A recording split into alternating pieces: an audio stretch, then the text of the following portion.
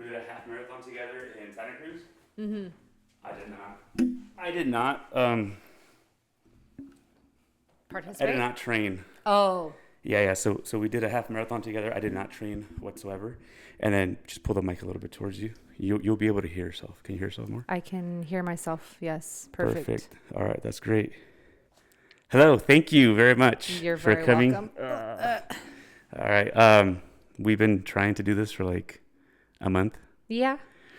I was trying to get you in March for women's. What is it? Was it Women's Appreciation Month or was it? Was it like Women's Day? Women's Month. Yeah, something like that. Mm-hmm. Yeah. Okay. So that's why I was trying to get you in March. And, but you're busy, I'm busy. And that's just the way the cookie crumbles, you know? Yeah, that's life. Yeah. When you offered me the opportunity to be on your podcast, it was exciting because I've never been asked to be on a podcast before. And I just assumed it could open up, windows and doors for both of us. And I was very appreciative. So thank you for that. Well, I don't know how I came across your page, but I think you were probably polishing some wheels with the Reyes brothers, Charlie and Marky or Mark. I don't work with them, but they are in my circle. Right. So. And then I think, or they reposted you or something like that. Oh, that was kind of them. Right. And then I saw, and I was like, who's this? Like, all right, let me check her out. And then, she's a female in a male dominated industry. This is pretty cool. Let me give her a follow. Thank you. And you've been doing this for 3 years? No, it's going on since 2021. Okay. So we're going on 4 years. Wow. Okay. Yeah. So the polishing family is pretty close knitted, especially in our small towns. Right. But the person that taught me how to polish was taught by Charlie. Okay, cool. Yeah. Charlie's the older brother, right? I'm not too sure who's older, if it's Charlie or Marky. Same. I'm not too sure. Marky polished Mark, I'm not sure if he still goes by Marky, but he polished my dad's truck like in 1999. So you hear the sirens? He's been doing it for a while. Yeah, him and his brother Charlie. Yeah. They do amazing work. And how did you actually start? What made you get into polishing? Okay. So when COVID hit, right, I switched lanes from being an employee to becoming my own employer. There's a lot of reasons behind that, but let's just say I didn't want to get the vaccine. I knew that's kind of what it was. Okay. So with that being said, you're very limited at that time to where you could work and who you could work for. So I was at that time I was working for the city of Fresno, and things happened. They let me go, and I had worked county and city jobs before, and I was like, okay, now where do I want to work now without having to get vaccinated, without having to be under that kind of security, So I just started doing a bunch of side hustles, and I did physical training for a while, and I had a gym partner who was a polisher. Okay. I didn't know for 2 years that he was a polisher. We only ever hit the gym together. Yeah. So we both kind of never asked what we did for work. We were just strictly gym partners. Yeah. And one day we just kind of opened up a little bit more, and he was like, "So what are you up to for work?" And I explained, I'm like kind of in between jobs. I'm just trying to side hustle this physical fitness thing. And then I also cater parties. And he was like, well, why don't you come try out like what I do? I could use a helper. I could use a hand. Yeah. And there it was from there. And that's what started the entire journey of being a polisher in a male dominant world. Yeah. Yeah. And like, honestly, kudos to you, because I'm pretty sure you see this all the time, and it's females, and I think you know where I'm going with this, females in a male-dominated either sport, industry, whatever it might be, right? And they're over there posting gym, or like at the gym, workout, whatever it is, right? And they're over there posting in booty shorts and bikinis and things like that, and it's just like, me as a as a guy that likes motorsports, motorcycles, cars, all that stuff, I hate that. Okay. And you are just not that whatsoever. You just, you know. Well, not on that page and that platform. In that light, I cannot be that person. Right. But what I'm saying is like even like I'm not sure if you've seen some of these videos where it'll be like a girl changing oil, and like they get like the stupid angle of her butt and all that stuff. Yes. And it's just like, really? I'm very much against that. Yeah. So I am associated with a couple of big names. So I don't know if you're familiar with Renegade Polishes. Mm-hmm. So the owner and I, we've had dinner together. We've sat down and had business talks together, and I made it very clear to him that that's not my style. Yeah. Because as a female, you do need to uphold yourself to a standard. And especially in a male dominant industry, because as soon as you get eyes on you in a sexual way or a lusting way, it's hard to change that narrative. Mm-hmm. You're that person. Or like they don't take you seriously whatsoever. They don't take you seriously. Yeah. And because this is something that pays my bills and puts food on the table, I knew I couldn't risk basically my reputation Right. in the industry. And so I let him know, you will not catch me in beauty shorts while I'm polishing. You're not going to catch me showing any kind of skin in a lustful sexual way, because that's not the image I'm trying to portray. I have skill, and I admire that about myself. Yeah. And sometimes you'll catch me throwing a little bit of shade, and it's not that I'm throwing shade. I'm just trying to tell females out there, like, if you have a skill, show that. Right. Yes, you're beautiful, but that doesn't have, it's hard to word it. That doesn't have to be your persona and who you are and what you represent. Let's see what you can do. Let's see. Like, you're a polisher. It just so happens to be that you're a female. Exactly. You know? Right. And it just depends what kind of female you are. If you're easily suckered into compliments, I'm sorry, or not. I take compliments with a grain of salt, because I don't want them to think, oh, you flattered me, or oh, I'm swayed, or it's not the right time. I'm working. Yeah. Definitely. I'm working. So. And with that being said, do people not necessarily take you seriously, but do they doubt your ability to do something just because you are a female? Or like the ability to actually polish? They don't say it outright. Yeah. But sometimes I do catch that vibe, and I can read that energy in the room. Mm-hmm. I can read that, especially when I show up to a new client and they kind of watch to see how I do it and what I'm doing. And when I'm done, they're pretty blown away, and I'm not trying to toot my own horn, Right. but I'm good at what I do. And so they're shocked, and they do change a little bit of their energy. And then they're like, wow, you actually did a really good job, kind of better than some men out there. You're very detailed, and they'll call me back. Yeah. They'll refer me to their friends. But it's just showing up and doing a good job, because it's important. They could definitely change the way they look at you. And then even at the job, I can't show up, looking sexy, I guess you could say. Yeah. I know what you mean. I gotta wear like the right attire. So yeah. But I think that what was I doing with this? I think that it's great that because I saw that there's a couple other girls that polish, right? I saw you repost a couple of them. Yes, the ones that I find that are pretty legit, I will repost them, because I think it's nice to be acknowledged. And I think some females, not all, because some can be messy just like men, but I feel like females are more detail oriented.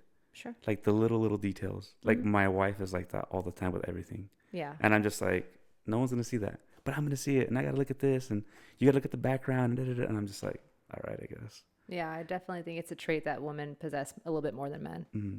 Yeah. Because I know this is back in the day, like when, well, women have always been driving trucks. I'm a truck driver, right? And I'm not sure if you knew that or not. I didn't know that. All right. So that's kind of how I'm in the circle of polishing Okay. and all that, right? And like when some females were coming into like the truck driving industry, there's a lot more now than there was 20 years ago, 30 years ago. And but when they first started coming into the field, a lot of them were driving a lot safer, you know, because I feel like they needed to prove that they weren't going to crash or they weren't going to roll over or whatever the case may be. But then, you know, you did get those that kind of didn't care, you know. Okay. I don't know where I was going with that. I'm not sure. It's just, like I said, it's cool to see females that are out there doing what men can do, Yeah. regardless of, you know, sex. Sure. Because they're able to do the same thing that we can do, whether it be Absolutely. driving or polishing and stuff like that. Like I wouldn't be able to polish. I'm not that detail oriented. And then when I am, like my ADD will kick in and I will be right there. I'm not just like, I get too consumed with it. Yeah, I can see that happening definitely for sure. It happens to me too. And I think that happens to a lot of things in our lives. We get a little too consumed with something, and then my best advice is just take a step back. When I find myself too focused, I just take a step back. I'll tell myself, go grab some food, go grab some water. And then when I come back to it, I'm like, okay, it wasn't that serious. I didn't have to put that much energy into it, you know? Yeah. And I just take a break and come right back to it, because when you're polishing, if you're taking too long, that's not a good thing. Yeah. You have to get the work out. Because you're doing, like, do you do all the wheels or just like the outer wheels, like on a truck when it's like a 3-axle or something? So trucks, typically I just do the outer wheels. Okay. The ones I do in and outs is usually show trucks. Okay. I'm talking like American Forces, KG1 Forge, like lifted trucks that want to put their stuff in a show. Right. They're taking it somewhere. They want to show it off. So then you would do both sides. And they'll polish everything. Everything, the drive shaft, The fifth wheel. the fifth wheel. I did not know that they do like the fifth wheel polishing, and then I saw that and I was like, that's pretty cool. Yeah, it looks really nice when it's done. I can't do all that. No. Did you ever, do you own your own truck? I do own my own truck, yes. Have you ever gotten it polished? No. Why don't you do it? I work commodities. So I deliver feed to cattle ranches and dairies. Okay. And I'm just in the mud all day. So it wouldn't be worth it to you. It wouldn't. My dad, on the other hand, I think I've asked you about it, polishing some wheels before. He is old school. He, like I said, Mark, he had one of the best looking trucks back in the day. And not just because he was my dad, right? But it was a pretty nice truck. It was like, do you know trucks? Oh, yeah. Okay. Not just because you're a girl, I'm just asking, you know? No, yeah. I mean, I've been in this for 4 years. So what did he have? Like a Peterbilt, a Kenworth? He had an old, like a 97 Freightliner FLD. Okay. And then it had like the 2 stacks. It was single, had two dual fuel tanks. All of it was polished out. And then he had it repainted with like a midnight blue with like a bunch of flake in it. Wow. And he had like a bunch of chrome pieces everywhere. And he used to haul sugar beets before the great the great drought of California happened. You know, so they used to have a sugar beet plant in Mendota, and then all the trucks would line up, and it was a car show. It was a truck show every day, and everybody would have their trucks polished out. They'd be right there, wiping them down as soon as they get in, even though it's all dusty and all dirty. And my dad would do that, but I can't. I gotta. I love that. For me, it's just it's a date. It's just a job. Like I'm just in and out, you know. And I just say that because, like you, like I became a truck driver during COVID, and I was just like, I don't want to take the shot, so I don't blame you for not wanting to take it either. For sure. You know. And my dad was like, hey, well, I'm doing this.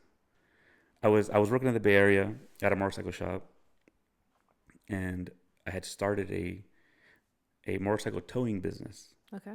And then COVID hit like 4 months later. And I was doing okay for the first 4 months. And then the rules in the Bay Area changed.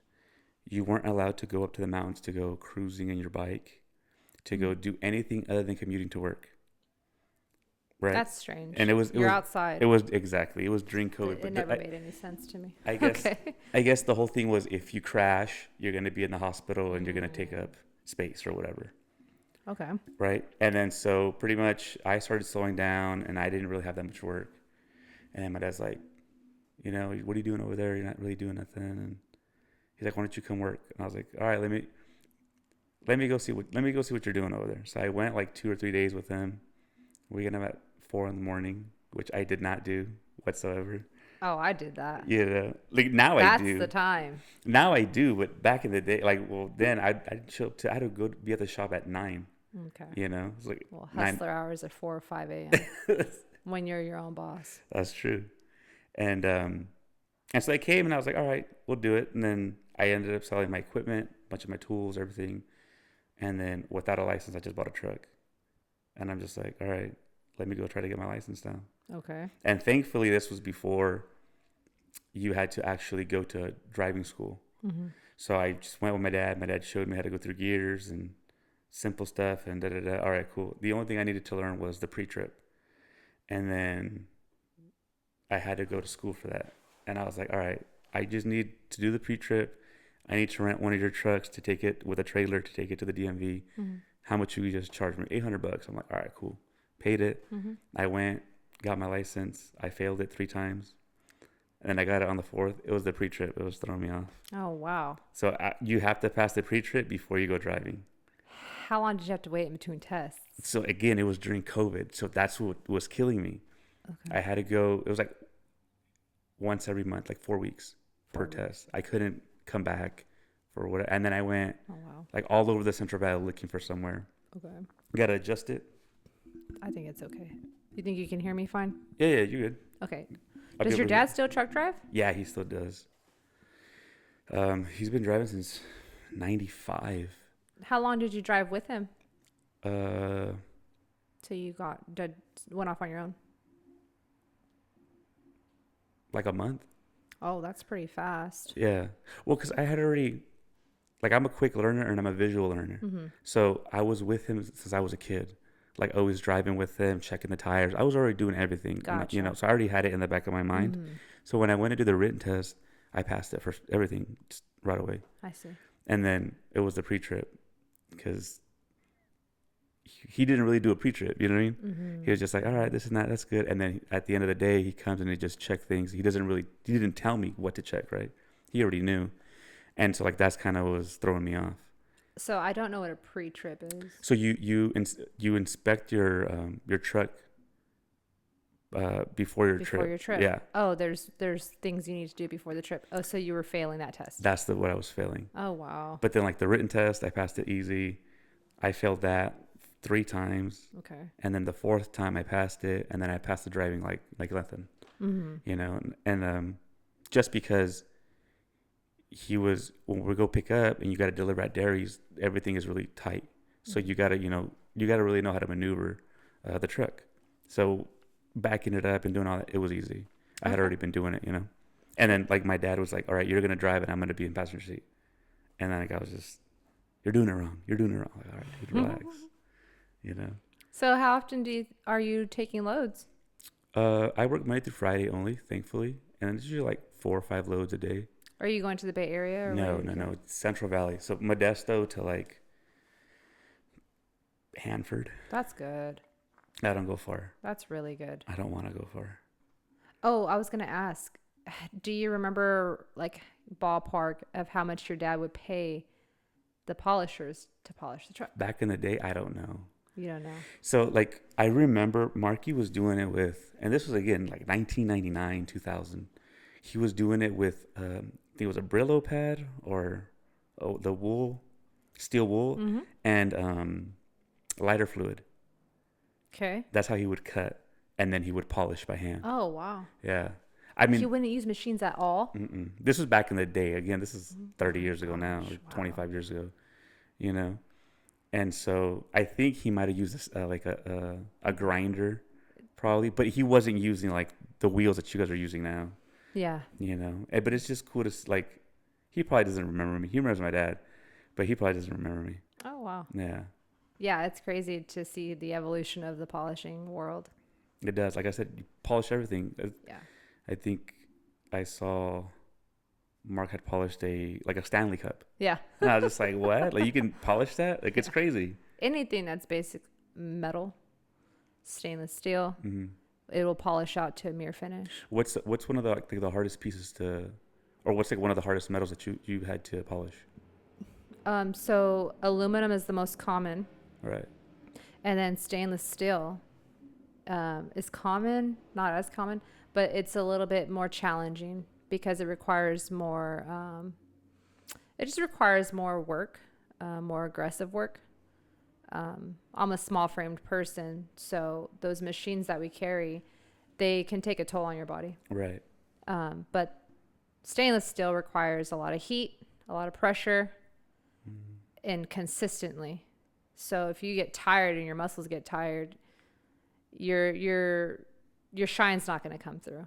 Yeah, especially if it's like a Peterbilt bumper, where it's what? It's like, I don't know, what is it? 60 inches long or whatever? It can be. Mm-hmm. Something like that, like a really big one. Yeah. Some of them are aluminum when you get lucky, but most of them are stainless. Yeah. Yeah. And I'm assuming if you don't apply the pressure correctly throughout the whole piece, you pretty much messed it up and you gotta start over, right? Yeah, you're going to have patches Yeah. that are not consistent to the rest of the metal. Yeah. And this is what I mean. I wouldn't be able to do that. It takes a lot of practice. Yeah. Yeah. And then, like you said, yeah, you are a small framed person. Mm-hmm. Do you have to move all the wheels around yourself, or somebody usually helps you? I only do what I know I'm capable of doing. So when I used to work with the guys, there was a team of like either 1 to 3 of us. There was guys. They would do all the hard labor. Like, don't get me wrong, I can lift some things, but I only have so much energy I can. And why hurt yourself just to prove something? Why hurt right? myself? I have plenty of scars. It's just not worth it. But no, if I go into a truck by myself, I will definitely communicate to the customer like, hey, I'm not taking wheels off. So Oh, okay. I was going to ask you that. you can take them off and I'll deduct a little bit of price. Mm-hmm. I'll bring it down a little bit if you can do that work. But if you can't do that work and I have to, then it's going to cost. Right. So the more parts they can take off, the lower I'll go with my pricing. And it's not that you don't want to, it's just, it's more difficult. It's a lot. It's heavy. Right. You know, taking wheels off, jacking a truck up, it's heavy. It's heavy work. Yeah, definitely. So if I'm not bringing a man with me, I'm not doing it. Right. You know. And then I've seen you like show up sometimes with the wheels are already off. Yes. They're on jack stands and you just come in, you polish, and that's it. I'm out of here. Yeah, that's the best. That's the absolute best. That's like. And you charge per wheel or per hour? So when you pull a whole truck together, there's a price for that. Right. Depending on the aluminum, the nature of what it looks like. Is it super oxidized? Is it beat to shit? Excuse my language. No, you're fine. Is it new? Depending on how much work I have to put into it, then that's when I gauge my pricing. So some wheels do have like the Alcoas. I think they're all Alcoas though, but they have the machining on it, right? You sand that down, or do you polish that? Machining, or what do you mean? Yeah, so like I'm not sure if you like, 'cause you said new, right? So sometimes some wheels, when they're like brand new, they'll have like the machining marks on them. Oh, They're mill like, lines. Okay, mill. All right, yeah. Yeah, it depends on the customer. So from experience, 90% of customers want those gone. Okay. They don't quite like the look. And then only about 10% of them, they don't mind. They just want to shine. They don't mind if those mill lines stay there. But those mill lines will affect the shine because they're wavy. Right. The smoother the surface is, the more shine and more mere shine you're going to get. So you just sand those out. And then obviously you charge for that. Yes. For sanding. Yeah. Because then there's different types of sanding, like you said. Like if the wheel is gouged and there's like not cracks in it, but there's like cuts in the aluminum. Yeah, Then you like got to scratches or scratches, like deep scratches. dents, pits. Some truckers drive through like snow, Mm-hmm. and that chemical in the snow, Well, I like think it's like a salt or something. yeah, the salt that they throw. It eats the aluminum pretty badly. Ooh. Yeah. So customers up in like the mountain areas where it snows more, those jobs can get really tough because the aluminum is so badly eaten. What's the furthest you've gone to go polish a wheel? Well, it was a truck. Oh, whole truck. We went to go do trucks in Idaho. Okay. Uh-huh. Because I think you were like in Arizona like a couple months ago, right? Was it that where you Oh went? yeah, I was in I mean, I Lake think Havasu. I think Idaho's further than Arizona, but that's what It I is. saw though. Yeah. I drove to Lake Havasu. Okay. Yeah, that was fun. Well, what did you polish though? Boats. Oh, okay, so you pontoon boats? Yeah. Because definitely. Havasu's got the lake. Yeah. Yeah, actually, my buddies want me to go out there now because it's the season. Boats are on the water and people want their things polished. So.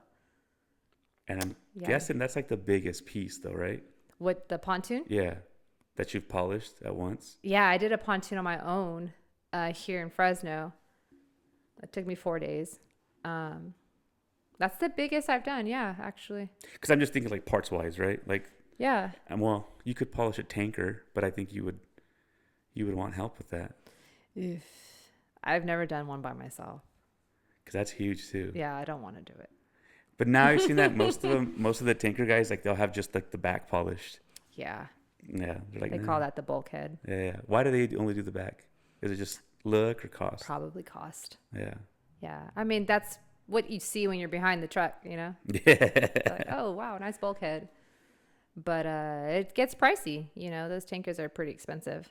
Oh yeah, definitely. Yeah. Like I said, it's 45 feet of stainless steel, Mm-hmm. and it's stainless steel, right? Or Some of them are aluminum. okay, yeah. Mm-hmm. It just depends on what they're hauling. Yes. Yeah. Yeah. But I enjoy doing the boat because consistent pieces like that, all they require is consistent movement.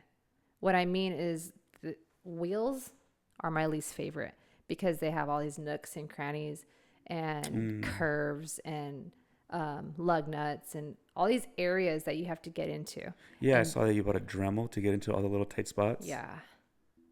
I don't know if I'll ever do that again. But I say that now, but I'll do it again. Yeah. It's a learning process. And I'm enjoying the new projects as they come.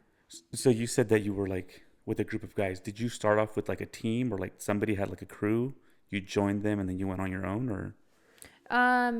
So this particular person, him and his family kind of do it. Oh, okay.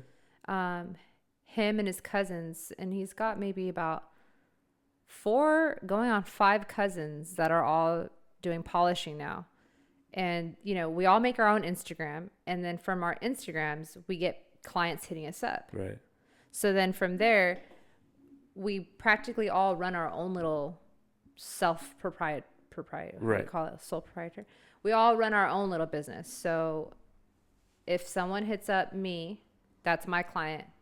If someone hits up, I guess I'll just throw their names out there. Yeah, throw it out because you shot them out. It's fine.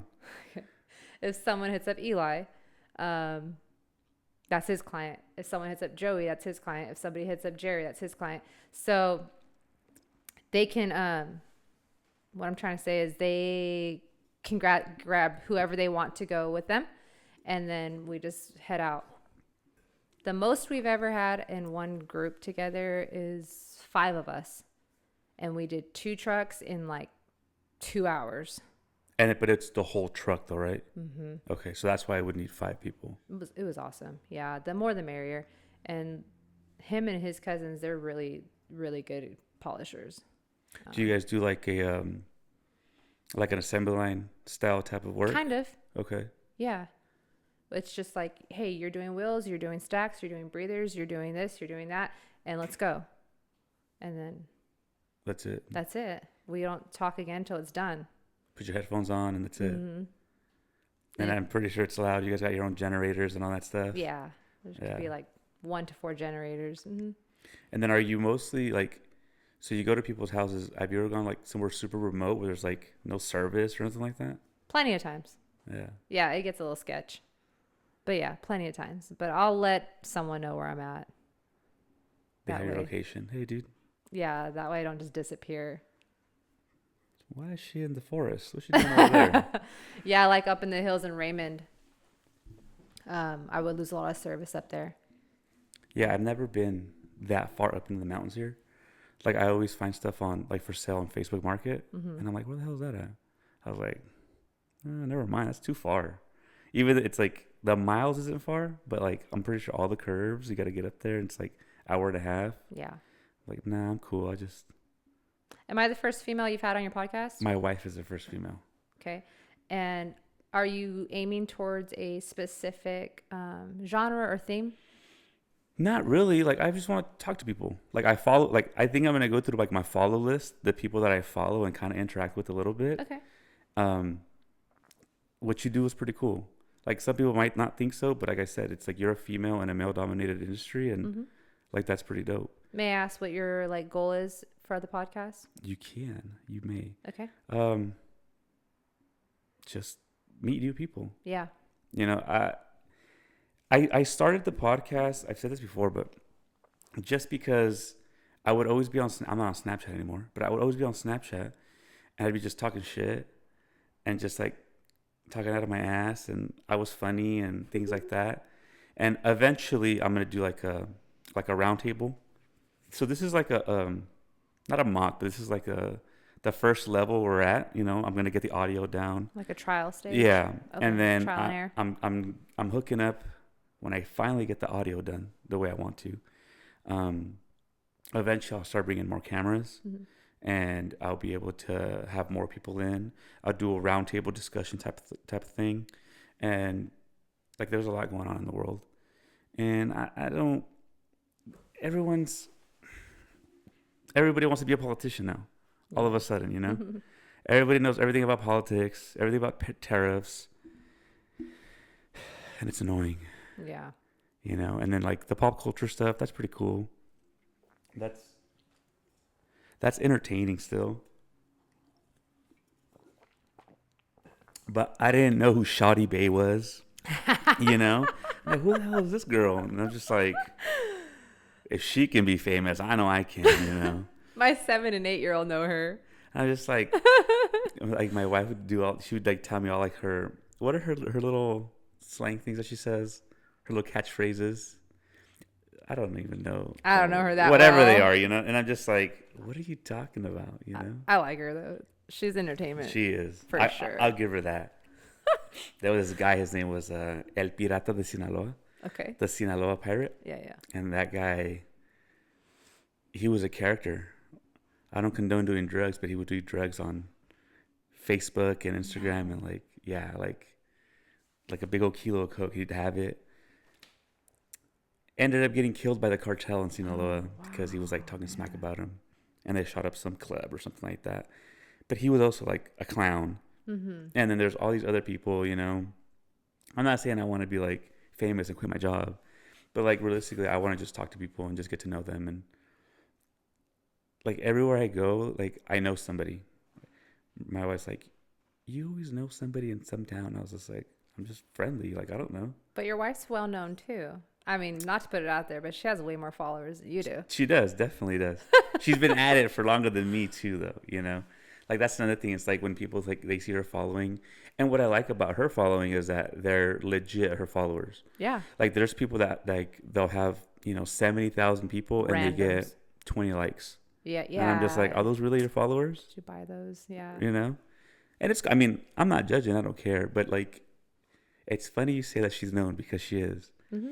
So one day I was at UPS and like I was trying to get a copy or something, and she was like, "Hey," some girl's like, "Hey, what's up?" I'm just like, who the fuck is this? It's like, do I know you? It's like, oh, hey, Tony. I'm just like, you know my name too? I was just like, what's up? Do I know you?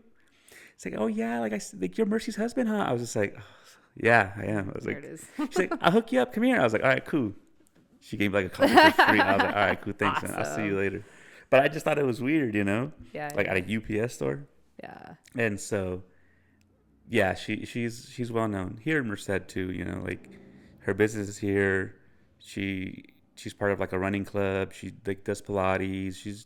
She's part of everything. Did you both grow up here in Merced? No, I'm from Fireball originally, And her? Dos Palace, Oh, wow. and we just moved over here because I don't even know why. We found an apartment here. I think that's the only reason why. Okay. You Yeah, know? I mean, business is a little bit more quicker and faster here, I'm sure, than in Dos Palos. And So I do Fireball. commodities, and it's easier for me to get a load going up this way than it is going to Fireball. okay. So like I'll load up here, like in Turlock or something, Mm-hmm. and then I'll deliver in Hanford. I'll get a load in Hanford, and I'll deliver up here in Turlock. Mm-hmm. So it keeps me going back and forth. Sweet. So I was trying to go to Turlock, but she was like, she was working in Merced, Mm-hmm. and I was like, all right, I can do Merced. It's like no big deal, you know. And so that's the real reason how we got here. And then, if you don't mind me asking, she's now an entrepreneur. Mm-hmm. Was she always an entrepreneur, or did she ever work for an employer? You didn't listen to the podcast. No, it's all right. You caught me. I just joke with you. I didn't listen to hers. No. She went to college in Sac. She was doing like photography, Mm-hmm. and like she got a job at some construction place. Mm-hmm. She kind of hated it. She was like, I'm not gonna go to school. Like I want to just do makeup. Like I like makeup and I like doing this. And she had a cousin that lived in Midland, Texas. Shout out to Midland. And she was like, hey, like she was working at Dillard's. Mm-hmm. It's like a Macy's. Mm-hmm. And I think they only have them like in the Midwest and in Texas. So that's why I say, you know, for the people that don't know. And so a cousin was working there at, I don't even know, the makeup section or whatever. Mm-hmm. And And then she's like, hey, there's a position open. Do you want to come check it out? So she went without telling her parents. mm-hmm. She interviewed. She got the job. And then she's like, okay, well, I got to move from California over here. Like, can you give me a couple weeks? She's like, all right, whatever. You can start on this day. She comes home. She tells her parents, like, hey, like, I'm leaving. I'm out of here. You know, they're like, what? What do you mean? Like, nah, you can't go. Da, da, da. Aw. And then How old was she? 21, 20? Okay. Yeah. So, like, and she's the only girl. There's 4 siblings. She's the youngest and the only girl. Okay. Right. And parents were like, all right, well, we give you a year. If you can't make it in a year, then you got to right come back. Yeah. Yeah. And she made it. And she started doing makeup like they do at Macy's. Yeah. Right. She was working for Mac Nice. and a little. What was that? How do you say that? How do you say that when you kill the story? When you tell somebody the story that you're not supposed to tell them? Like when you tell them the plot to the movie. What's the phrase I'm looking for? Oh gosh. I have to edit this out. No, for sure. Whatever. She was working at Dillard's, and then Okay. she ended up doing makeup for strippers at a strip club for a couple Oh, wow. months, and then after that, she just started like people would come to her to do makeup, and they're like, "Hey, can you do my makeup on this day? I got a wedding or whatever," and that's kind of how it started. Wow. And then It's crazy how much that pays, huh? yeah, I know. I was just like, "What? So she's still with Mac? No, No. she's not. She left. just represents them a little bit. Like Not even a little bit. I thought She just posted loves them. she loves Mac. She's a once a Mac girl, always a Mac girl because she loves the Mac products. Okay. Yeah, I saw her Yeah. post something the other day about like a sale or something going on. Yeah, so that's another thing. Like girls will ask her, like, hey, like, what do you think about this? Or I'm gonna go to this wedding or whatever, and these are the colors. Like, can you help me pick something out? Wow. And she'll just tell them. So she just loves makeup. She just loves doing it. So she does makeup and brows? Yeah, makeup and brows. Okay. Anything else? What else does she do? No, everybody thinks she does hair, but she doesn't do hair. No hair. No hair, just makeup and brows. Yeah, she definitely intrigues me because she has a woman following, like a large woman following. And that's right. Yeah. I was hoping she'd be here. She had just left. Like I said, she just got finished running and she just left. I'll text her. I'll tell her to come back right now. Whenever is clever. I mean, there's a timing for us. But yeah, she definitely intrigues me as someone who's like strong, smart, intelligent. Like she just she owns her power, you know, and you can see it in the way she carries herself. And you have an amazing wife because she's not seductive on there. She's not like suggestive. She is just like strictly business. Mm-hmm. And that's what she portrays on online. And, you know, I think a lot of females would want to be that way and strive to be like that, because females like that, they get respect. They get respect, but I feel like I'm going to ask you this question Okay. right now after I say what I'm going to say. But a lot of them are like jealous or envious or something.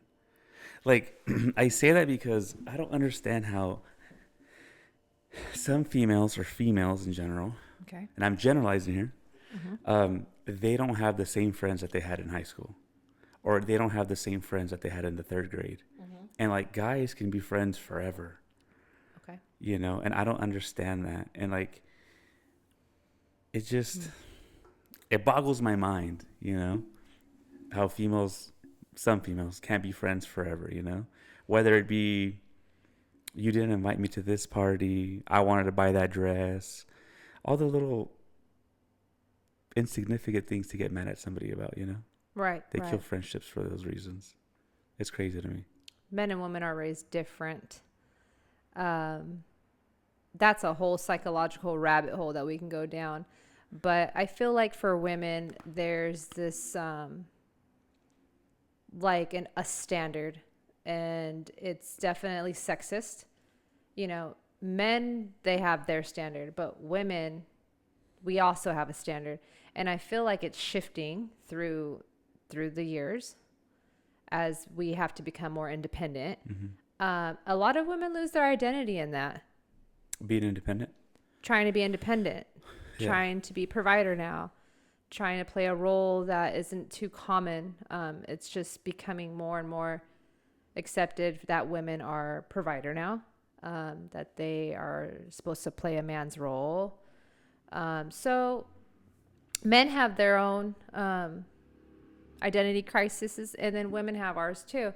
So I just feel like, I don't know, it comes with growth. Like women not being friends anymore, Yeah, I feel like women do outgrow. outgrow a lot of things. That is one thing that I do notice. Women do outgrow their friendships, and whether it be envy or jealousy or whatever the case may be, but they do outgrow them. And I feel like I still have the same, for the most part, the same friends that I had in high school, and then like maybe a couple more that I rock with 100% all For the sure. time. Yeah.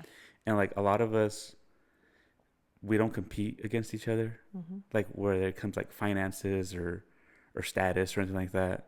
It's like, okay, what are you doing? I'm doing this. Hey, try this. Come up. It's like a lot of us are like that, you know, or my friends are like that. And a lot of other guys too, that they're not like that. There's also a group of guys that like compete for girls, Yeah. mostly like when we were younger, right? But I had like one friend that if he saw another guy get more attention, like he would come in and start putting that person down and start clowning him just to like make him look less in front of the girl that he wanted to talk to. And I'm just like, bro, why? Like, why do that? Self-conscious. Like, the world is so big, like, Yeah. you know, like it's just ridiculous. Yeah, everyone has to do their own individual work. And what I mean is, we all struggle with our own self-conscious, our own insecurities, our own traumas, our own everything. And that all plays a huge role in how you interact with friends, how you interact in the work world, how you interact in general every day. Like, it's funny you said, because I'm like a hard ass. I used to be. Like, I'd be like, I don't care, you know, fuck it, whatever. Like, I'm out of here, bye, da da da. And it's like, now that I'm with my wife, it's like, it can't be like that. It changes, you know. And like, she asked me the other day, like, did you change for me? And I'm just like, yeah, like I told bit. you, you know, like a little bit. Yeah. Because back then they'd be like, all right, bye, like I'm out of here, like I don't care. Yep. And now it's Avoid. it's not like that. It's like, all right, what happened? What's wrong? How can we fix it? Or whatever, you know. That's so huge of you to share because men, I feel in my experience, they run from those things. It makes them uncomfortable. So I think ultimately this is my therapy session. No. No, like the podcast itself, Okay. you know? Yeah. And I'm just like share my story with other people and let Mm-hmm. them share a story with me. Okay. So that's kind of where I want to take this Okay. eventually, you know? Yeah, yeah, yeah, yeah. But yeah, thank you. I like me and all my friends, we talk with each other. Mm-hmm. How are you feeling today or whatever? And it's just like we all grew up so similar, like all of us. We all grew up playing football together. Um, we had bad days at home, bad days at school, whatever. And something that always connected us was playing sports. And like that's how we all stayed together. Like we hardly see each other now. We're like on a group message and we'll like talk smack to each other. Mm-hmm. And we hardly see each other now, but I hate golfing, but my friends want to go golf. All right, let's go golf. I'm gonna go learn how to golf. So like now we go golfing together, and like we don't even get drunk. Like we don't even drink that much Yeah, anymore. yeah. It's just hanging out with our friends, and then like I only have one friend with the baby. Really? I'm trying to think. Yeah, I think it's just Hector. He's the You all don't have no kids? Wowzers. and we're all 33. So except for Hector, you know. And so whenever he has something for his daughter, like we all go support. It's just like not to sound like Dominic Toretto, but we're family, you know. That's exactly what it is. Like it really is like that. Like that's really how Straight we up, grew up. yeah, Instead of cars, we were on bicycles. You know what I mean? Yeah. And we're playing, tackle football on the street Yeah. and things like that. Except Sylvester. Sylvester, you can't ride a bicycle. So it's like a running joke. So it was me. So again, I have a group of friends that are down. You tell them, hey, are you down? They say, I'm down. Mm-hmm. Sylvester and Juan and Hector are like the ones that are down. Let's go play sports. My friend Joey, Jerry, and Sylvester, they're like the ones that really like sports, playing like softball and all that stuff. I had everybody up, hey, you guys want to go to New York? And then Sylvester and Juan were like, down. All right, cool. All right, dude, I just bought the tickets to the UFC fight. Juan get the flights. Sylvester get the hotels, and we'll figure it out later. Wow. And that's just how we did it. That's really cool. And then we went to New York. My feet were killing me. I had like a freaking corn or whatever. Damn. And I was like, dude, like Sylvester, let's get some bicycles. No, dude, I want to walk. He's like looking up at all the freaking buildings and like, nah, bro, let's get some bicycles. Yeah, We still got a scooter or something, we man. got 6 miles to Central Park. What are you talking about, bro? You want to walk? Sheesh. I was wearing Vans, and I was like, no. Oh, So then dang. that was like the running joke. It's still the running joke that he can't ride a bicycle. Ah. So that's where that comes from. That's where that comes from. Yeah. Oh, I thought maybe he like crashed his bike somewhere. Nah. He can't ride a bicycle. But I've been yeah. to New York. That was good times. Fun. And how old are you? Because I already told you how old I was I without know. me telling you, without you asking me. I mean, I'm 36. you're not that much older. Yeah, I'm 36 years old. You're like my sister's age.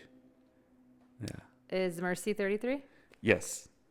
Oh, you guys are young. We're the same age. Yeah.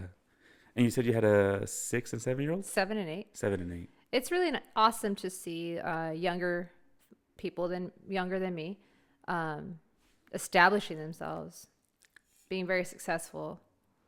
I don't feel like I'm old, but I feel like I'm getting up there, and it's just really refreshing to see like younger folks just like really doing it. She's the one that she was like I started doing it. So a buddy of mine is like, he was pushing me like, dude, do it. Like, you're funny, you can talk, whatever, blah, blah. And I'm like, all right, fuck it. I'm going to just fucking finally do it. So like I said, like I'm trying to figure everything out while I'm doing this. Yeah. Eventually we'll get to the multi-camera and multi-angles and all that and all the good edits. But it's just like, you don't know unless you start, Yeah. you know? Was this something that you potentially saw as like a source of income? No. Okay. Realistically, it's not. Like I really am just doing it for fun and to just hang out with my friends And meet people like you and, said. and meet people and things like Yeah. that. And because like I tell my wife, she's like, that person's not your friend. I'm just like, everybody's my friend. Like I like when I was a kid, like everybody was my friend. I knew everybody. I talked to everybody. Hey, what's up? Hey, what's up? And I was a clown, you know. I feel the same way when I was younger. Yeah. I never belonged to one group. Yes. I mingled with all of them. The Mm-hmm. jocks, the nerds, the geeks, the emos. I jumped to all the, Yeah. but then I also felt like, okay, I don't belong to any of them. Yeah. But then, you know, you're like I said, your self-conscious wants to mess with you sometimes, like, oh, you don't belong. Mm-hmm. But it's like, no, I'm just super social. Like, I don't want to just tie down to one when there's so many options. Yeah. Yeah. Saying like when I was going in a high school, I was hanging out with all the seniors my freshman year, Oh, wow. and so I was their DD. That's just funny, you know. Like I was like, cool. If I get pulled over, like, what are they gonna do? Give me a ticket? Like these fools are drunk. Yeah. They'll let me go. You know what I mean? Everybody, yeah. And so like Get I them was home. always with the senior class, and I was always with them, and I was always their DD, and it's funny because my sister was dating one of the seniors. She's 5 years older than me actually. Okay. So she was dating a senior, and she had just graduated high school, and so he was, hey, like, come hang out with us or whatever. And so like I was a cool kid for like my freshman year, you know. Sweet. It was very much dazed and confused. Like that's exactly how it was. Good movie. Like that's how like my freshman year in high school was, and then after that I was kind of like whatever. Did you play sports in high school? Yeah, I played football, I wrestled, and then I swam. Swimming's kind of like throws you off. Like, what? Swimming? No, swimmers are pretty badass. The I'm guy alright. that taught me how to polish, Yeah. he was a swimmer. Okay. Yeah, he was a really good swimmer, and then he just had this huge back because of the butterfly stroke. I wouldn't even kick. I just like All arms. all arms most of the time, all shoulders and back. Yeah. Yeah, you've got good length, so that helps you. I'd kick, and I was already halfway on the other side. Basically. You know. That's super cool. So did you do water polo? No, we Just did swimming. just swimming. And it's funny because like my wife swam too, because she's from Dos Palace, we're the same age, graduated the same year and everything, and then our pool was under construction, and we would go to Dos Palace all the time, and we never crossed paths. Never crossed, which is crazy. That is insane. So you guys never remember seeing each other at all ever? Nah, I can't. Not that I can think of. And she's asked me before, like, do you ever like? Nope, never. Aw. Never in my life. You know. My first son's dad, he said he always remembered seeing me in high school, and I never remembered seeing him. Dang. I know. He was there behind a bush, like. I was always kind of taken. In high school, I had two main relationships. One that was from like 9th to 10th grade, and then one from 11th to 12th grade. So I was always with somebody. Yeah. So I didn't pay attention to anybody. You're just like, I got to do my studies. Yep. That's I got it. my studies and my one boyfriend, and I'm good. That's it. You write his name over and over again on the piece of paper. Basically, yeah. And then you write your name with his last name on it. I think that goes. No? Sometimes. But yeah. Good old high school. But yeah, like I just enjoy talking to people. Like you said, I was friends with everybody, and I was not friends with everybody too, because I was pretty annoying. I would just call people out and make fun of them, but like in a dazed and confused type of way. It wasn't like a bullying type of way. Yeah. You know what I mean? Yeah, I do know what you mean, because I would do the same. Yeah. So like I people always. either loved you or they hated you for it. Yep. Yeah. It was 50-50 at that school for sure, including the teachers. 50-50. They liked me or they hated me. Same. And then it was difficult because the ones that hated you, you're like, oh my gosh, should I adjust my attitude? Should I adjust my approach? You know, it would eat at me sometimes because I wanted everyone to like me. But yeah, I had to do a little bit of adjustment. But then I was like, okay, I'm losing myself in this. Like, you either like me or you don't. Yeah. Like, my personality is not going to be for everybody. Yeah, same way. So. And I think I've changed a lot because of that. You know, I used to think like that all the time. And it's like eventually I just let it go. Yeah. You got to hang up the gloves and just grow up. I think it's great that you're doing this, by the way. Like, Thank you. Not a lot of people have this courage. It's brave. You invested a little bit of your money into this. And a lot of people just are really comfortable at being in their shell. Because it's going to sound very egotistical. I don't care what anybody thinks. I genuinely don't. No, that's great. You know, like people will say that, and then I don't, and That's good. because it's like for what? Like I'm doing what I want to do, and everybody else is doing what they want. Mm-hmm. Everybody's posting pictures of what they want. It either it hits or it doesn't, and it's all the time. It's always people you don't know that will support you 100%, right? Like they'll follow you, they'll hit your likes. Hey, dude, you're doing a good job or whatever. Compared to people that you actually do know that won't even support you. Yeah, let me jump in right there. Go ahead. I feel like entrepreneurs are living their most authentic self, as opposed to those who are employees and they have a boss, because you're restricted every day to their rules.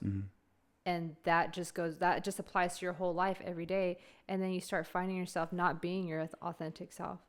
And I think that's just in everything that you do in life, not just like friendships or anything like that. Because I was thinking about this the other day. I was like, a lot of people that were the A student, like, what are they doing? They're not doing nothing. They might be making a lot of money, but are they happy? I know people with college degrees that walk dogs for a living. And like, no disrespect to people that walk dogs, but I remember those people making fun of me saying, you're not going to do nothing. Okay, cool. Now you're walking dogs. Yeah. You know, like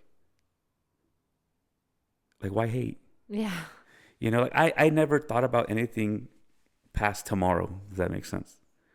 Like I got to live with today and what's going to happen today.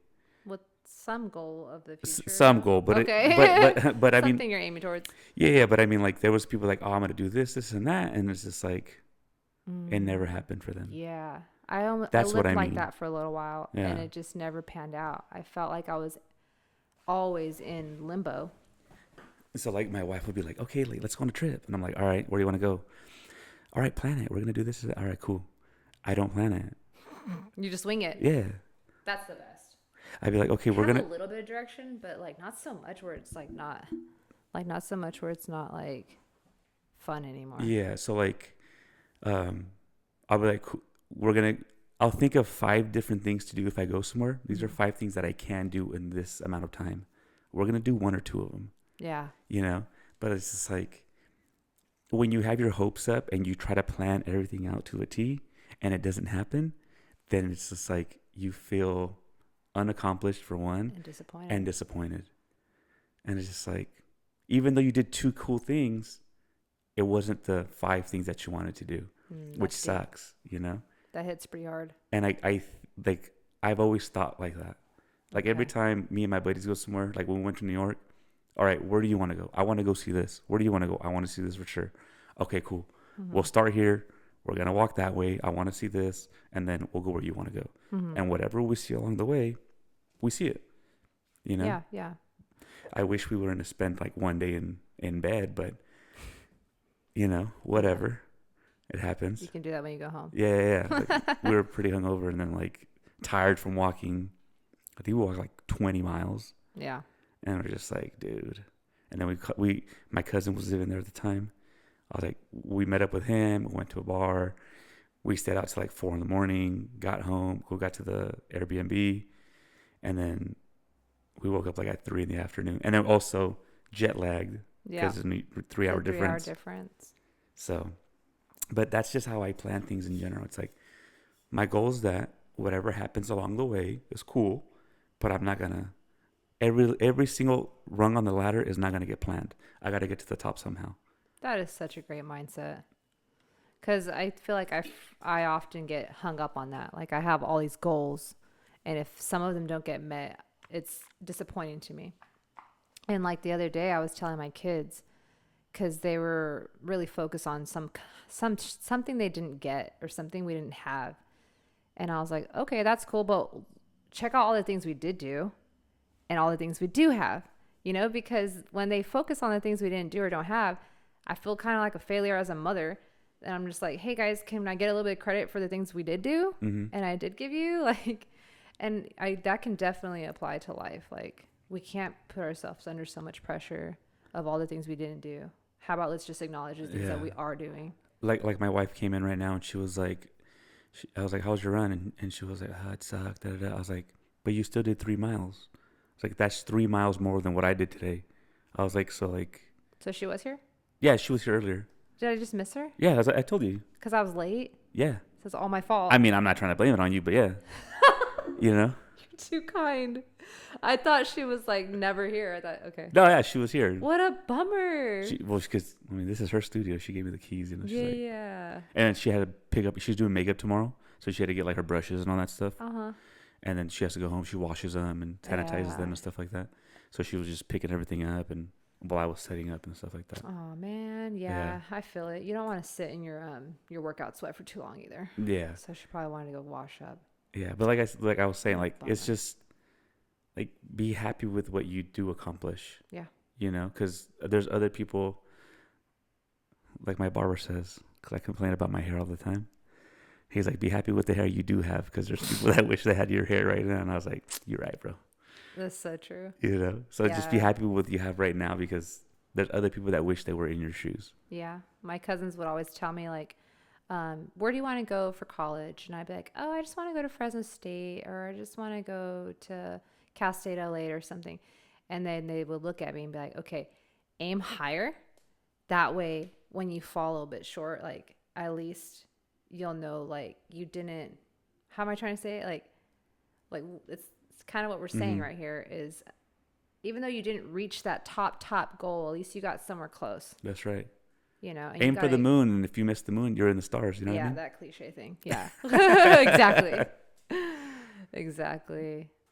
So as long as we're always aiming for something, even out of our reach, I think is good, because your mind always wants to just kind of lower your standard, and we shouldn't do that. We should just always keep it like, and then give ourselves credit for falling in between somewhere. Yeah, like this is breaking news to all my followers and listeners. I signed up for the police academy and I failed. Why didn't I didn't fail? I got rejected. So I think I always wanted to get, like, I wanted to be a cop. So all right, we're gonna just go backtrack all the way to the beginning of time. Okay. I don't know what I wanted to do in my life. I just want to do everything. You know, like, I feel like I've done a lot and I've done everything. And I wanted just to see if I could do it, you know? So then I went in January and I did they had a physical agility test, passed that without even training for it. Sweet. As dumb as that is. You know, I should have trained, but I didn't. And then, so I passed that. I passed the interview because I'm good at talking. I made them laugh, which is always great. And then they didn't necessarily reject me because of my background, but I think I was already, because I was trying to sign up for a sponsorship position. So I think there was more qualified candidates. At least that's what they told me. They didn't specifically say, oh, like, we found this in your background, so we're rejecting you, you know? Oh, but you think that's what it was? Yeah, I think I was older than some of the people that were there trying to get sponsored. Okay. Or whatever, you know? But I'm going to try again until they say it's like something that I can't fix or something that it really is wrong with me, you know? Okay. That way it's just like, all right, cool, it's out of my hands. At least I tried. At least I tried. Yeah. Yeah. And I think because my friends were like, well, why do you want to do that? I was like, I don't know. I just want to try it. Yeah. It's on my heart. Yeah. It's something that I'm dead set on, and I'm not going to give up until there's just absolutely no way I could do it. Yeah. There's 2 experiences like that I am currently in. So one. Do tell. Okay. So the first one was, I wanted to be a surrogate before. Okay. So back a little bit before COVID, I was going through the whole proceedings and process to be a surrogate. And long story short, when it got to the final stages of getting the implantation, my reproductive parts were not ready for receiving the embryo. And we kept trying. And my body just wouldn't take to the medication that they were giving you to prepare you for an embryo being implanted. So failed a couple times to try and, you know, make that process happen. And so I tried again and again and 2 more times, and it just didn't work out for me. And so I was like, okay, I'm not going to keep trying on that one. Okay. And then now my second thing that I'm trying to do is I really want to be in the Air Force Reserve because Oh, nice. my main goal when I was in high school was to be a Marine. Then I went to college. I got my bachelor's degree.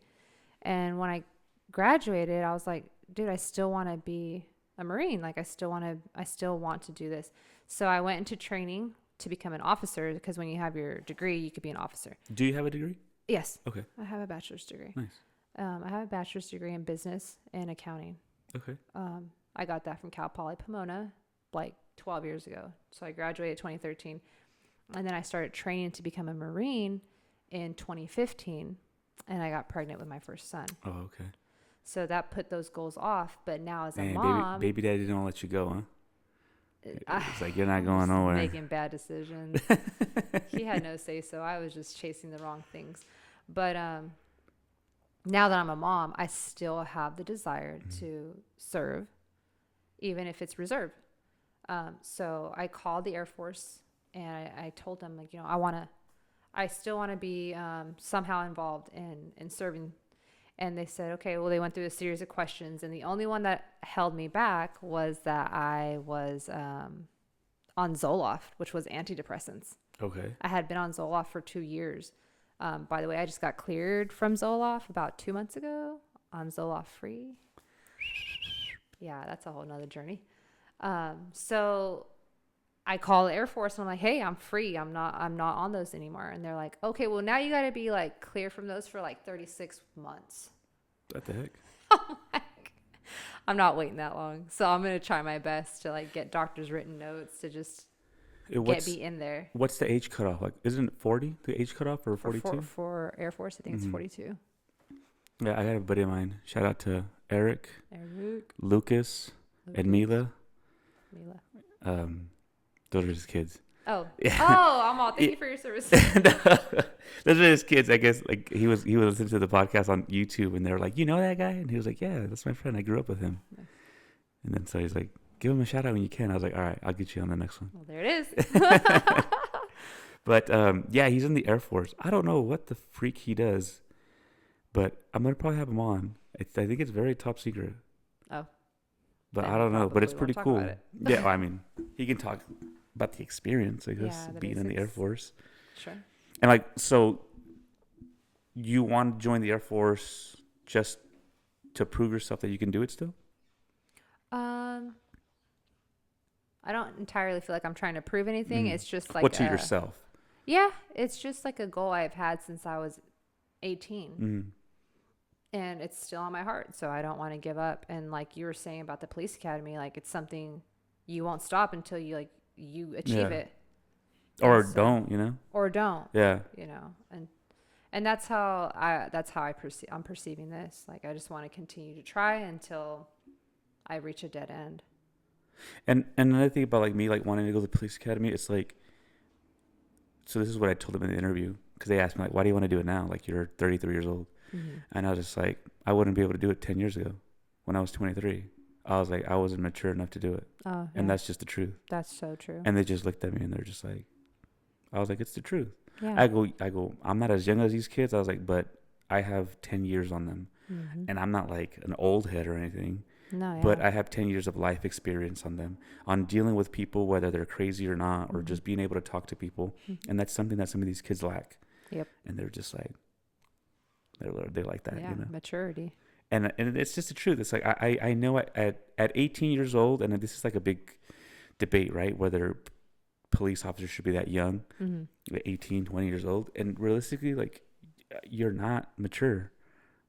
You know, I remember I was a hoodlum at 18, 19 years old. You know what I mean? Yeah. And so some of them are squares people, but most of them are CHPs because they want like the squarest of them all. I think that's crazy how they have like square bears in our law enforcement. Like that's what I always see, like all the recruiting stuff. My brother-in-law's a CHP officer, by the way, and he is a square. Like you have to have squeaky clean background, or else you cannot serve in the law enforcement. You can't have any record of anything. So you have to be a square. You have to be goody two shoe. And CHP does a deep investigation of your background. Like, I think my brother-in-law said that he volunteered. He helped somebody with their I don't know, their lawn when he was in high school, and they wanted to know about that. And I'm just like, really? Like, you want to know every little thing I did? I was like, that's kind of crazy. That's a little too much. Yeah. Just give me the lie detector test so I could pass it, and we'll be good to go. You know? Yeah, exactly. And then my brother tried out for CHP, and sorry, bro, he didn't make it either. No, he was too honest. And they're just like, give it another couple of years, bro. See, that's the kind of people that we need. Yeah. Sometimes in law enforcement is people who have been roughed up, people who have been through some things, people who have made some mistakes. And the thing is, I'm putting his business out there. The thing is, he was honest of things that he did, but he didn't get caught doing. Does that make sense? It does make sense. So he really didn't have to share. Yeah. But he was being honest and telling the truth. Yeah. Like, hey, this is what I did. And this is who I am. Yeah, I did that. I don't do that anymore. And they're like, oh, well, you're too honest, bro. Sorry. And I'm just like, what? That's ridiculous. Yeah, I was kind of, because he's a bus driver for Dos Palace, so he's a square now too. I don't really drink that much anymore.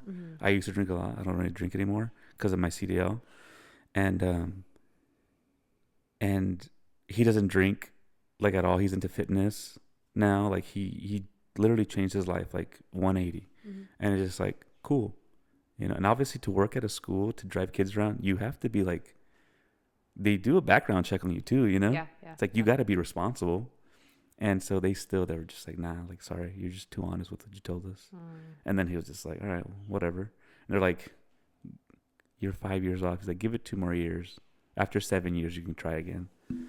And I was just like, then try it, bro. Who cares? Yeah, just try it again. You know? Yeah. So it's just things like that just kind of get me riled up. Yeah, for sure. Yeah. I don't know. I mean, we've talked about so many things, but I just wanted to circle back to like the main reason why you wanted me on here was, being a female in that industry. So I was raised by a woman who was a single mom, and we had our dad, but he was like into substance abuse. And so she divorced him when I was like 2. And so she basically raised me and my siblings like single. She was a single mom. And I think that growing up in that environment with just her forced me to be like a very independent person. Yeah. You know, and so that just goes back into why I'm also good at being a polisher and good at being in this type of industry is because of my upbringing. You know, it's not cut out for everybody. That you'll hear polishers often say like, polishing is not for the weak. And I'm sure truck driving is not for the weak either. You know, some of these blue collar jobs, they take a strong mindset. And I just give shout out to my mom because she raised me to be the strong woman that I am. And without my childhood upbringing, I don't think I'd be in this industry. And I think like it's funny you say that, like about getting brought up and being independent, and I feel like that's why my wife is the way she is. Okay. So like she grew up with one hand. Yeah. You know, and it's just like like when I met her, like I told you, like I genuinely did not know she didn't have a hand. Like I danced with her once, like to some Spanish music. We're up close. Like I danced with her and I didn't know she didn't have a hand. It was crazy to me. Were you drunk? No, I wasn't. I'm just being a jerk. I was like, what? So that's insane. And like to this day, sometimes it'll pass like, oh, you don't have a hand. I'm sorry. You know, because she's never been a person where it's like, oh, pity me, like feel sorry for me, help me help. Like she's never been like that. Yeah. You know, and like we're gonna cry right now. Nah, I'm lying. And like that's what really attracted me to her. Is it her independence and not like wanting to need anything. Yeah. You know? Yeah. Yeah. I feel like people who are born with any type of difference in their body, I feel like they become more resilient. than all of us who have all of our parts. You know, I feel like just something is different in their mind where they have to become stronger than the rest. Yeah. And they don't want to be a burden. And so they become stronger than we are sometimes. Yeah. You know? Yeah, I think she's a little stronger than me sometimes. For sure, I'm sure. She cries more than I do, but Well, yeah, hormones are a motherfucker. Woman hormones really suck. I blame it on the hormones every time. Like, why am I crying right now? Oh yeah, it's gonna be that time. Yeah. So lame. Yep. So lame. So it's like, relax. what are you mad about today? What did I do? I look at the calendar. Oh, never mind. Oh, it's that time. I know exactly what's going it's on like here. Waterworks, like boosting estrogen, and here comes your waterworks. Like, oh god. Yeah. It's so annoying. Like she's been struggling a lot with so like when we did the 10K in Santa Cruz, Mm-hmm. she was like, well, what, like we got there. I don't get nervous around people. Like it's like whatever, you know. Mm-hmm. Like I don't like big crowds just because people are annoying and like they're inconsiderate of others. Yeah, they can be. Right. Big time. And so like I wasn't nervous, so we got there and she just like saw everybody. It was like packed, and she was like, "What if we don't finish?" I'm just like, "That guy's walking with the freaking cane. Like, what do you mean? Like that guy's gonna walk. He's not gonna run. You know?" You like, posted that run, didn't you? yeah. Didn't you guys come in like one of the first top? We came like in the middle of the pack. Oh, okay. Yeah. So I was just like, out of 16,000, we came in like 8,000, like 20 or something. Okay. So I was like, all right, not bad. Not bad. And she stopped for a restroom break. I was like, not bad, you know? Yeah. But I was just like, don't worry about it. I was like, like, we're not going to do worse than that guy. Yeah. I was like, my goal's to be that guy right there. And she's When's her marathon? she has a couple coming up. Oh, dang. She has one in June. I think it's June. And it's all females. It's not just her and females are going. It's all females only. It's only females. Yeah, and it's going to be in LA, and I think it's put on by Nike. Oh, wow. Yeah, it's going to be around SoFi Stadium. Sweet. Yeah, and then she has a Denver one. She's really scared about the Denver one. Because of the cold. No, because of the altitude. Because of the altitude. Yeah, it's a mile up. When I get it, Okay. so my brother-in-law lives in Denver, and when we go to Denver, I cannot breathe. Mm-hmm. When I go snowboarding, I can't breathe. Oh, she should start training in those kinds of Yeah, environments. so we're gonna try to go to Yosemite. Try to take the bus from Merced, because now you need like a permit to even get into the park. Mm-hmm. So we'll probably go to Yosemite and just run around the valley or whatever. Uh-huh. Has she ever tried training with like a respirator on? Like one of those masks? Mm-hmm. No, but I was thinking about getting it for her. Yeah. Just because I know it builds up your lung capacity, mm-hmm. right? Yeah. So I was thinking about getting her something like that. Yeah, something that just kind of trains Mm-hmm. her lungs to work a little bit harder. Yeah. So she's on that right now, you know, and she just one day woke up like, I'm gonna start running. I'm like, yeah, I was gonna ask, like, what drove her to do that? Yeah, I was just like, all right, cool. You know? Yeah, She's like, yeah. like we did the veterans run for Veterans Day. She's like, you want to go for a run? She didn't tell me what kind of run it was gonna be. Mm-hmm. I was like, yeah, let's go for a run. She's like, oh, I signed us up for a 10K. I'm just like, what? I was like, Didn't really? you post that too? Yeah, I was just like, really? Like you, for real? Damn, surprise. Yeah, I woke up and I was like, cool, we're gonna eat breakfast? Nah, we're gonna eat some miles today. And I was like, all right, cool. We're doing a 10K today just for fun. Just surprises you like that? And I was kind of upset because I was just like, why don't we just do the 5K? Everybody did the freaking 5K. Yeah. And it was me, her, and like 10 other people doing the 10K. You know, so. She wanted to push. Yeah. So, okay. Have you ever read those books or even listened to them on audio by David Goggins? No, I want to read them. Oh, you have to. I tried doing like that was my goal for the year. Oh, that's a little high. That was my goal for the year was to read more books. Mm-hmm. And I read one book. Which one? So far. You don't even remember. Coyote America. And it was I've never heard of that one. the Joe Rogan one that he talks about. Okay. And it's just literally just talks about coyotes in America. I thought it would be more interesting than that. And I was Coyotes, that's like those people that sneak people over? No, the animal. Like the actual. The actual animal. So I just He's all no. yeah, like cool. Joe Rogan said it's a cool book. Let And me you read it. sat down and you read that whole thing? Trust me, I'm halfway. I'm not done yet. I'm Okay. halfway there. Well, if I had any advice for you, is nobody has time to sit down these days and read books, especially if you have kids. Get yourself a good pair of headphones, download Audible, and just listen to it whenever you're at the gym, whenever you're on your downtime, whenever you're driving, working. Audible books are the way to go right now. Okay, I've been thinking about doing it. I'm gonna do it now, just because for some reason the past couple of weeks I've been just done with listening to podcasts. Like sometimes you need a little break, right? Yeah. And I've been listening to silence. I've been going back to silence. music. I like silence. So yeah, I like books and podcasts. Okay. What type of books? So do you have Chat GPT? Yeah. So you can go into your Chat GPT and be like, hey, Chat GPT, I'm just in a mood for something XYZ. And it'll suggest a whole plethora of books for you. And then just download one. So I like self-help books. I like self-growth books. And then I like to throw in like drama sometimes, or like adversity, like people who grew up in abuse, like, and how they overcame. And I like listening to stuff like that every once in a while because it's just like intriguing, motivating, opens your eyes to new things. I like behavioral science, why we behave the way we do. Yeah. Why we, how our upbringing has made us who we are today. I just like all kinds of stuff like that. I like historical stuff. There you go.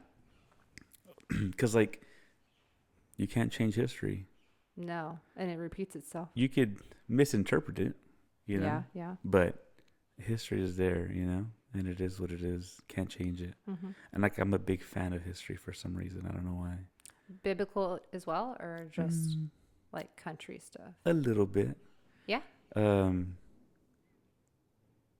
It's funny you bring that up because me and my wife were talking about this yesterday. We talking about the Pope and stuff. Oh yeah, my mom was telling me about that. And I was just like, how am I going to say this without sounding like an ass? Like not Just that I say don't, it. It's not a that I don't, podcast. yeah, not that I don't care about him, but like, what does he really do? He's just the CEO of the Christian church. Yeah. He's not God. He's not Jesus. And so my wife was just telling me, she was like, I forgot exactly what that the Pope was like condemning Trump and all this and all that, right? And I was just like, the Pope and the Christian church itself should be the last person pointing a finger. Because didn't they just move around all those priests that molested kids so that they wouldn't get, go to jail or whatever? I was like, but they never talk about that, right? Like, I'm not defending Trump in a way, but I'm just like, you're a hypocrite. You're doing hypocritical things, and like you want to go point the finger at somebody else. And then it's like, oh, Trump doesn't want anybody here, this and that. Okay, valid to be mad about. But you live in the Vatican. The Vatican has, 25-foot walls. Nobody can come in unless we know who's actually coming in, unless you have an ID. You have a vault full of books and literature and art and everything. You guys have billions of dollars in there that you guys don't share with anybody else. I was like, I don't care what they have to say about anything, because ultimately, if you believe in God and you believe in the Bible, like that's what you should be reading, and that's what you should be listening to. Right. Yeah. And like I was just like, and that's regardless of political views or whatever. It's just like everybody wants to just point a finger at somebody else, but it's like, point it back at yourself. Like, what are you doing wrong? Like, I know I'm an asshole, Yeah. Like, nobody has to tell me, like, I already know that. It's like, I could be better. Like, yeah. Yeah. I could be a better person for sure. So I don't get too in depth on politics and religion. I do have my own views. Damn, you baited me. I did not. No, I'm just kidding. But here's the thing, like, the media is so corrupt that it's so contradicting that I cannot sit and watch or hear it, because I don't know how to formulate an opinion around lies. What's truth and what's a lie? So then you just have to kind of decipher for yourself based on your own beliefs what's true and what's false in your brain, in your mind. And so I just don't like doing it. Thank you for coming on this podcast because you've actually asked questions back. Oh, and like, you're welcome. and what you're saying is 100% true. And like during COVID, that's when, if you were actually paying attention, regardless of how you feel about COVID and taking the shot, like if you were actually paying attention, they would tell you one thing today, the next day they would tell you something else. Okay, dude, so what is it? I didn't even watch TV during that time. I was so sheltered because of that reason. Yeah. And then it's like the biggest thing is if you take the shot, you're not going to get sick. I already know that's a lie. I'm not a doctor. Yeah. But if you take the flu shot, don't you get sick? Don't you get the flu? Exactly. Aren't you putting it in your body? Exactly. Exactly. So when they said that, I was like, you're already lying. Like, I already know you're lying. Yeah. And then they didn't say that. Here's the video on YouTube. They said it. No, but that's not what he meant. No. Those are the words that they came out of their mouth. Uh-huh. And then a week or two or a month later, yes, you are putting the virus in you, but you're building your immune system against it. So then everything was always changing and changing. Yep. But that's media for you. Yeah. It's so difficult to like decipher what's true or not. Yeah. And then not even to mention the things that they don't tell us. We can go down a rabbit hole. Like somebody was like, I was on Facebook, and it happens on Facebook or whatever all the time. Somebody random was just like, Trump wants China to call them, but the phone's not ringing. And I'm just like, how the fuck do you know? Are you at the White House right now? Like, what are you talking about, dude? Like, the stuff people say is so dumb.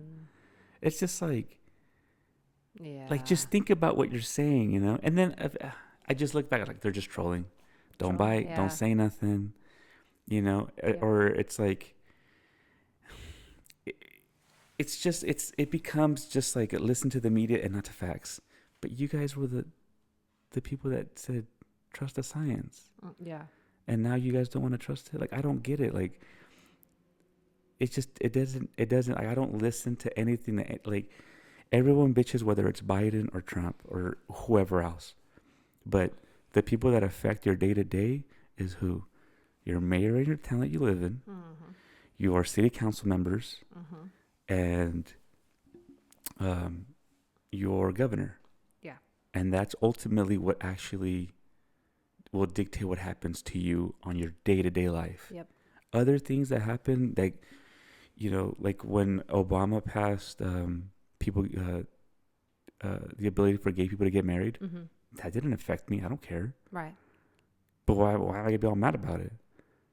Right. Like, it has nothing to do with me. With me. Yeah. So, like, why get mad? Yeah. You know, like, let people do whatever they want. You know, it's my body, my choice. Absolutely. But then when I don't want to take a shot, it's not my body and my choice. Yeah. Well, what do you mean? So which one is it? You know, it's things like that. It just is like I don't know. Yeah, it's so crazy. I just feel like our world is so corrupt, you know, like medicine is such a, you know where I'm going with this.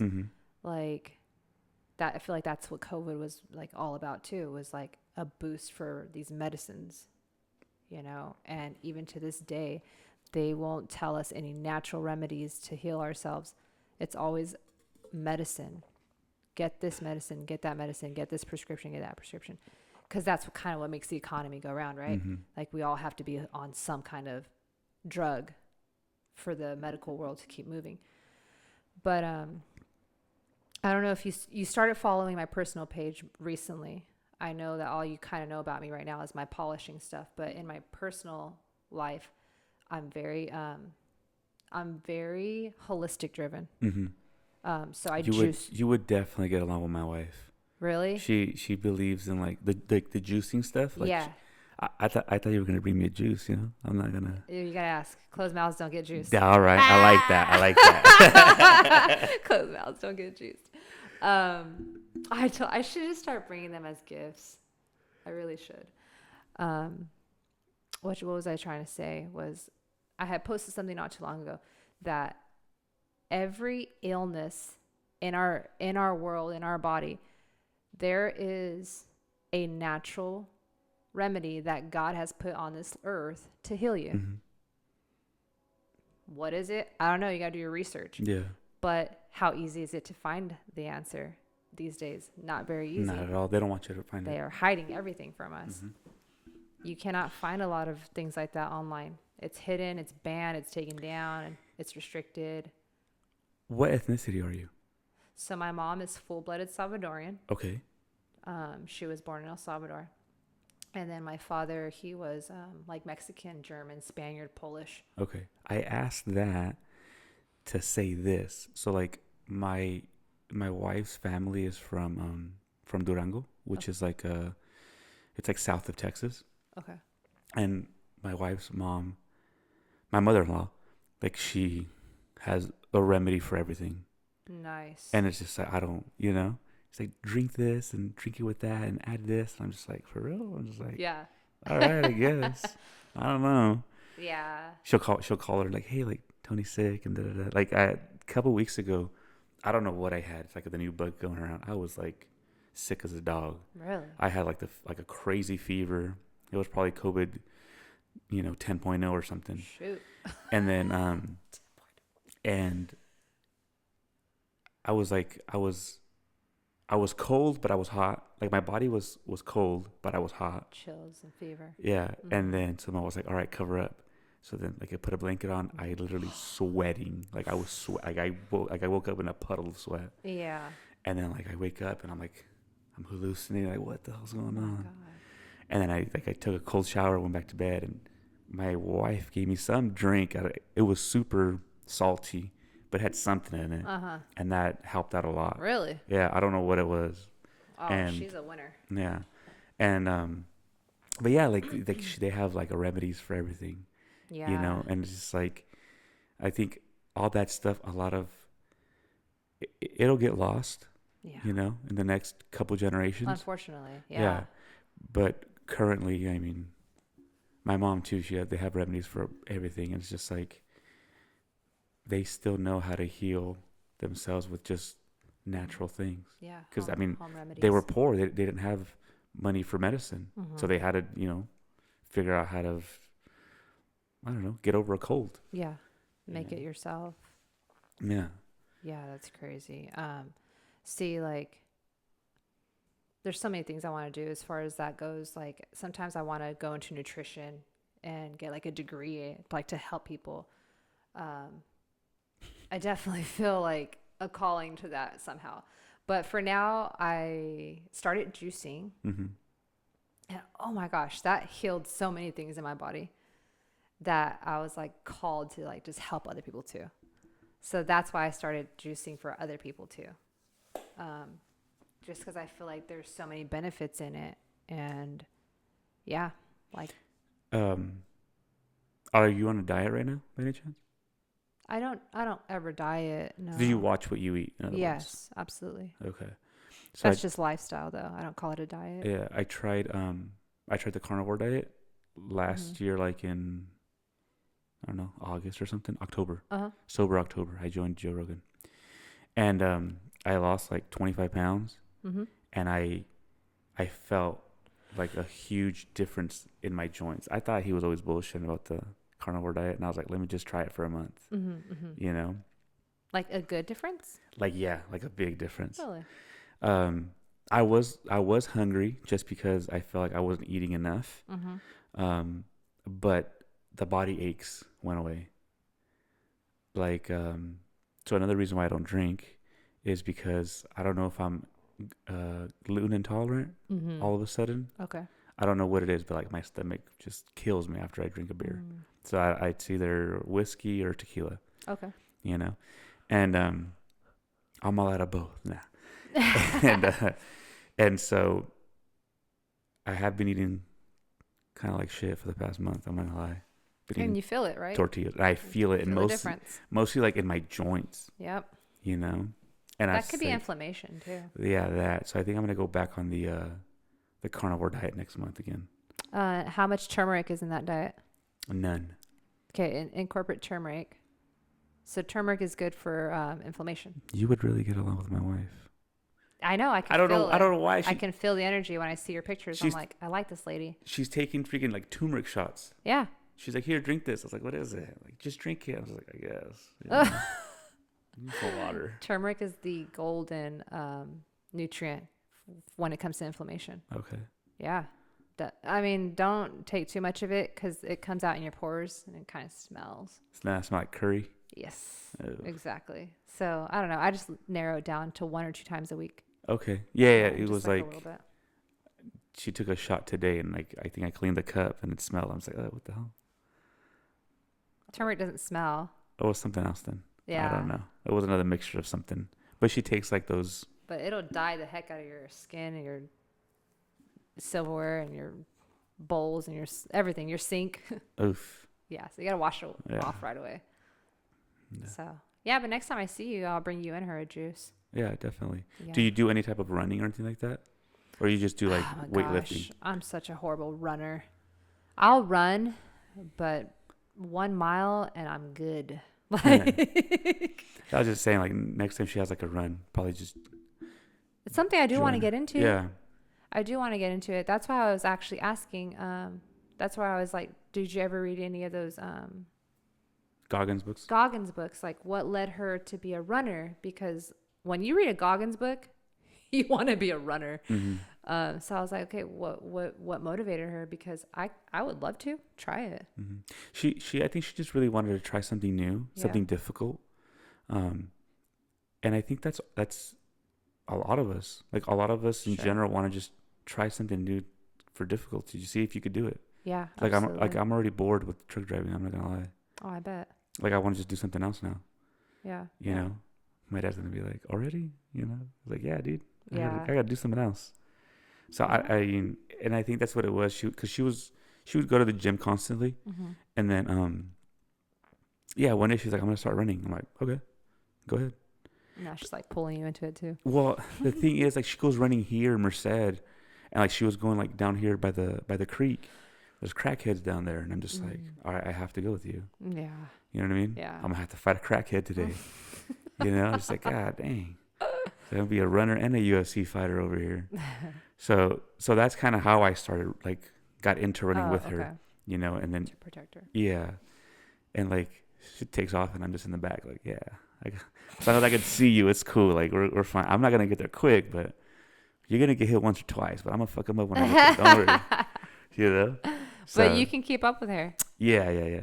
Like I have a long stride, so I'll beat her off the rip, and then she'll catch up. Like she has way more stamina than I do. Yeah. And like runs a lot more than I do. So then like she'll catch up, and then she'll keep going. Like 2 weekends ago, we did 6 miles. I was like, all right. I think you posted that. I was just like, yeah. I was like, let's go up the hill first, and then we'll run down. Because I'm just thinking, you know. Yeah.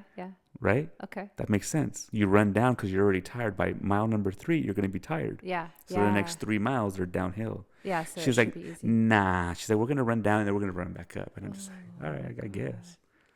And I was like, we'll do that. Whatever you say, boss. Did it work out well? Yeah. That's good. I jogged the last half. Well, I jogged all of it while you know. Yeah. I feel like maybe the downhill part could be like warm up. And then the uphill is like, you're in it. It's time to gas in, you know? Yeah. And so another thing about me, like after that, this was like 2 weeks ago. And like yesterday I ran a mile, and I ran it pretty quick. And then I ran it nonstop, and my muscles and everything wasn't hurting. So like I take longer to recover for some reason. I don't know. Or I like ask you that. I like to like take on the knees? I have an ACL surgery too. Oh, shoot. So I like to take time in recovery. Okay. Because like last month in March, we were running a fair amount of times during the week, maybe like 3 or 4. And then by day number 5, I like water built up in my knee, and I was just like, nah, like you can go run by yourself. I'm cool. Oh my gosh. You know? Yeah. See, those are things I don't really want to have to deal with. And I'm too big to be running. I looking like a freaking giraffe in the Sahara and shit. Yeah, I don't know. Maybe I'll just stick to the Stairmaster. But yeah. Well, Kris, thank you for coming. And this concludes our session. Alrighty.